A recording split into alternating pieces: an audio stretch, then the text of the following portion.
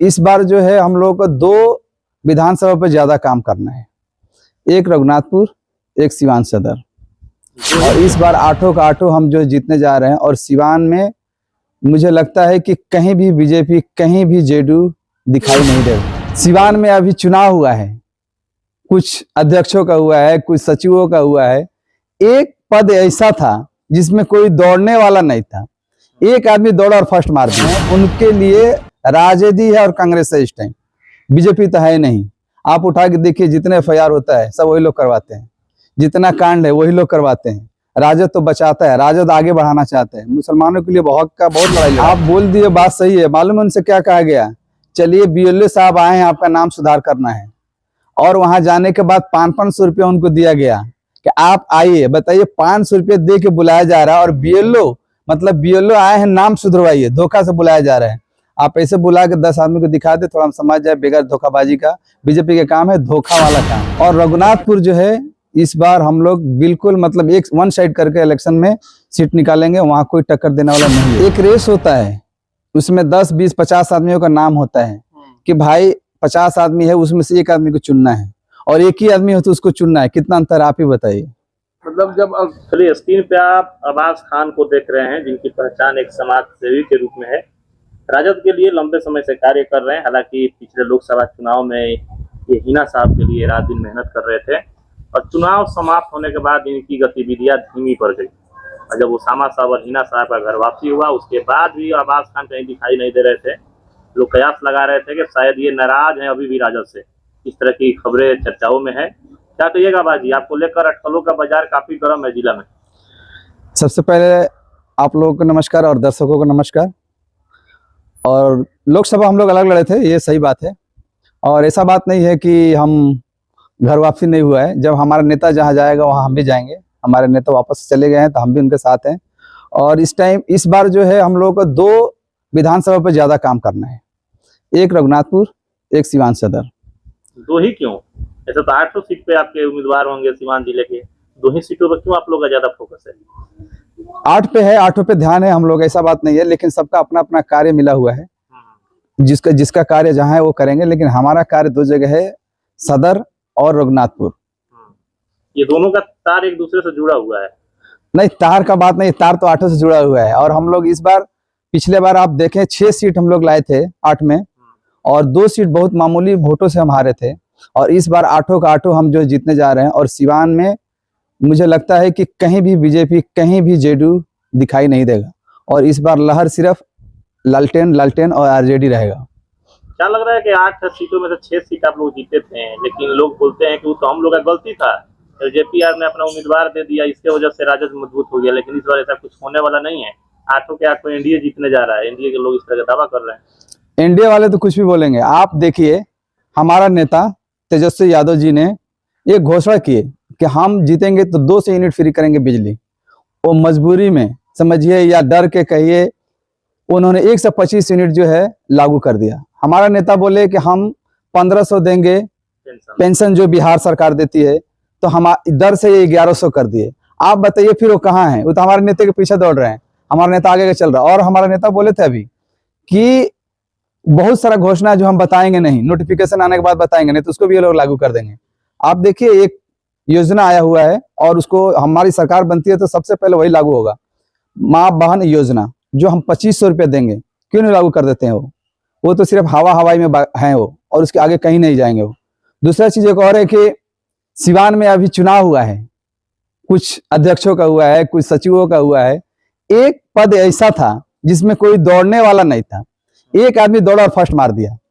एक ही आदमी उसमें था, दौड़ा और फर्स्ट मार दिया और बना दिया गया। बीजेपी की हालत है कि जिला अध्यक्ष चुनने के लिए उनके पास जो नहीं है, प्रखंड में चुनने के लिए उनके पास आदमी नहीं है, तो वो कहाँ है? अभी आप ही बताइए कहाँ है वो? जिनकी तरफ आप इशारा कर रहे हैं, उनका तो दावा है कि हमारे गांव से देखिएगा इस बार कमल खिलेगा यहाँ से, और जो बूथ हम लोग का है वहां से सबसे ज्यादा वोट कमल को मिलेगा।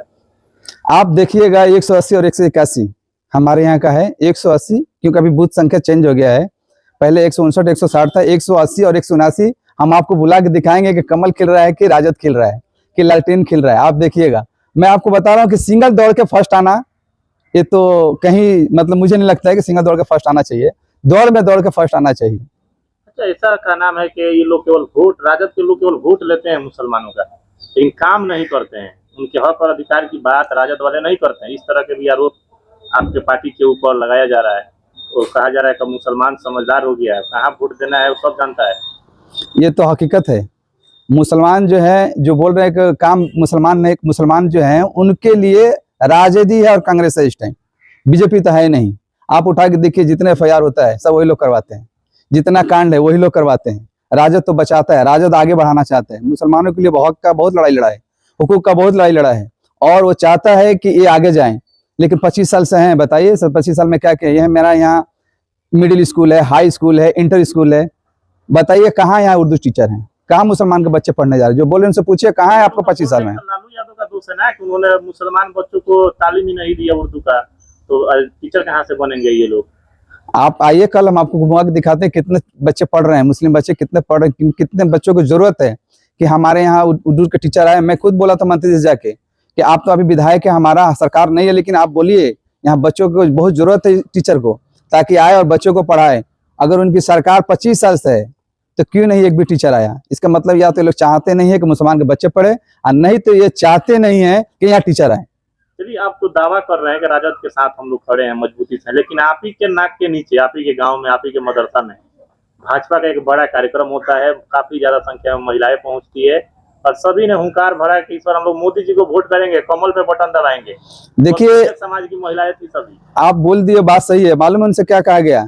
चलिए बीएलओ साहब आए हैं, आपका नाम सुधार करना है, और वहां जाने के बाद 500 रुपया उनको दिया गया कि आप आइए। बताइए, 500 रुपये दे के बुलाया जा रहा है, और बीएलओ मतलब बीएलओ आए हैं नाम सुधरवाइए, धोखा से बुलाया जा रहा है। आप ऐसे बुला के 10 आदमी को दिखा दे, थोड़ा हम समझ जाए बेगर धोखाबाजी का। बीजेपी का काम है धोखा वाला काम, उनके पार्टी में धोखादार हैं तो धोखा वाला काम करेंगे ही। अच्छा अब्बास जी, आपका ताल्लुकात जो है हिना साहब के परिवार से काफी दिनों से है। सुनने में आ रहा है कि ओसामा साहब इस बार रघुनाथपुर से उम्मीदवार होंगे, क्या लग रहा है? आप क्या देख रहे हैं रघुनाथपुर में इस बार? कितना आसान होगा उनके लिए चुनाव लड़ना? क्योंकि पहला चुनाव है उनके राजनीतिक करियर का। देखिए, वो तो राजनीतिक फैमिली के घर से हैं, उनके लिए पहला नहीं है। पहला उसको होता है जो पहले बार चुनाव लड़ते हैं। उनके फादर भी लड़े, उनका मदर भी लड़ी है, और वो भी लड़ने जा रहे हैं, इसलिए वहाँ वो पहला नहीं है उनका चुनाव। और रघुनाथपुर जो है इस बार हम लोग बिल्कुल मतलब एक वन साइड करके इलेक्शन में सीट निकालेंगे, वहाँ कोई टक्कर देने वाला नहीं है। वहाँ की जो बनावट देखा जाए, जो रूपरेखा है, वहाँ बहुत बड़े बड़े चेहरे हैं, रईस खान, ओसामा साहब, मनोज सिंह। कहाँ देख रहे हो ओसामा साहब को इन दो बड़े नामों में? देखिए, रईस खान साहब तो अभी बोल दिए कि ओसामा बाबू, उनके भतीजे बोले थे कि ओसामा साहब जहाँ से लड़ेंगे हम वहाँ नहीं आ रहे हैं। जहाँ तक बात है मनोज सिंह जी का, तो उनको तो टिकट मिलने नहीं जा रहा रघुनाथपुर से। वो तो खाता ये आप तय करेंगे उनको टिकट मिलेगा कि नहीं मिलेगा? तय नहीं कर रहे हैं, वो खाता जेडीयू का है, वो बीजेपी में है। अच्छा, और या तो उनको जेडीयू में जाना पड़ेगा, अगर वहां से लड़ना है तो उनको जेडीयू में जाना पड़ेगा। तो मनोज सिंह के साथ इतिहास रहा है कि वो टिकट के लिए मैंने पार्टी भी इधर उधर करते हैं, चले भी जा सकते हैं। मुझे नहीं लगता है कि जेडीयू इस बार उनको अपने खाते में बुलाएगा। उनको लड़ना पड़ेगा निर्दल, या फिर बीजेपी से लड़ना पड़ेगा। निर्दल लड़ सकते हैं जी। मनोज सिंह लड़ते हैं रघुनाथपुर से, आप क्या देखते हैं वहाँ पर? ओसामा साहब आपने बताया कि वहाँ चुनाव लड़ेंगे, तो तब लड़ाई कैसी देख सकते हैं? आपको लगती है कैसी होने वाली है लड़ाई? कहाँ रहेगा? आप लोकसभा में देख लीजिए, हमारे जो है नेत्री हिना साहब ने वहाँ 5000 वोटों से लीड की थी, और अवध बिहारी चौधरी जो है 30,000 वोट लाए थे। तो हम तो ऐसे ही 30,000 से आगे चल रहे हैं, जबकि एनडीए के साथ वो थे, और एनडीए ने वहाँ 30,000 वोटों से पीछे हुआ है। अगर अवध बिहारी चौधरी चाचा का वोट देख ले और हमारा वोट देख ले, अगर मिक्स करते हैं तो 30,000 से हम लोग आगे हैं। 30,000 वो पीछे हैं, वो 30,000 कहाँ से कवर कर सकते हैं? चलिए, एक प्रश्न रहेगा, सीधी बात रहेगी। आप इस चनौर गांव से एक नेता है शेर खान भाजपा के, उन्हें दूसरी बार अल्पसंख्यक प्रकोष्ठ का जिला अध्यक्ष बनाया गया है। स्वयं वो 2 बार के पैक्स अध्यक्ष भी हैं, वर्तमान पर पैक्स अध्यक्ष हैं। क्या लगता है कि उनके भाजपा में जाने से अल्पसंख्यकों को कितना वो लोग अपने साथ जोड़ पाएंगे? इसके पहले भी उनको, वही तो आपको मैं पहले बताया कि सिंगल दौड़ के फर्स्ट आना है, इसके पहले भी वो बने हुए थे। क्या वोट लिए? इसको थोड़ा बताइए, कैसे सिंगल दौड़? एक रेस होता है, उसमें 10, 20, 50 आदमियों का नाम होता है कि भाई 50 आदमी है, उसमें से एक आदमी को चुनना है, और एक ही आदमी हो तो उसको चुनना है। कितना अंतर आप ही बताइए। मतलब जब अल्पसंख्यकों के अध्यक्ष का चुनाव हुआ तो उसमें एकमात्र प्रत्याशी वही थे? जी, एक ही आदमी, तो उसमें दूसरा कोई था ही नहीं। इसलिए कि पूरे जिला में बीजेपी में कोई है नहीं, उनको छोड़ दिया जाता है। लेकिन एक तरीके तरीके से देखा जाए तो उनका जनाधार प्रतीत होता है, क्योंकि 2 बार वो पैक्स के अध्यक्ष पर अभी वर्तमान में वही है, इससे पहले भी रहे। आपने चुनाव लड़ा था, आपको शिकस्त का सामना करना पड़ा था, तो कहीं हो सकता है कि चनौर गांव के लोग भाजपा की तरफ जुड़े। हाल में ही उन्होंने स्थानीय मदरसे में कार्यक्रम कराया, जहां पर बड़ी संख्या में महिलाएं भी गई थी, और कई महिलाओं ने ये कहा भी कि हम जो है मोदी जी के साथ हैं, मोदी जी को वोट देंगे। आप आवाज सुनने होंगे, दबी आवाज थी वो, मैं भी वीडियो देखा, दबी आवाज थी, ओपन आवाज नहीं था वो। जोर से नहीं बोला गया कि मैं मोदी जी के साथ हूँ, दबी आवाज में बोला गया कि मोदी जी के साथ हूँ, इसलिए वो 500 रुपये दे के बुलाए थे। कौन? अल्पसंख्यक के जो नेता हैं वही बुलाए थे, और कौन? आप नाम लेने से बच रहे हैं। देखिए, एक ही है जिला में, आपको बता दिया तो फिर उसका नाम क्या लेना है? आप ये आरोप लगा रहे हैं कि 500 रुपए में औरतें आई थी और वो बोली थी। जी जी जी, ये सही बात है। और उनसे ये भी बोला गया कि बीएलओ साहब आए हुए हैं, चलिए नाम सही करवा लीजिए।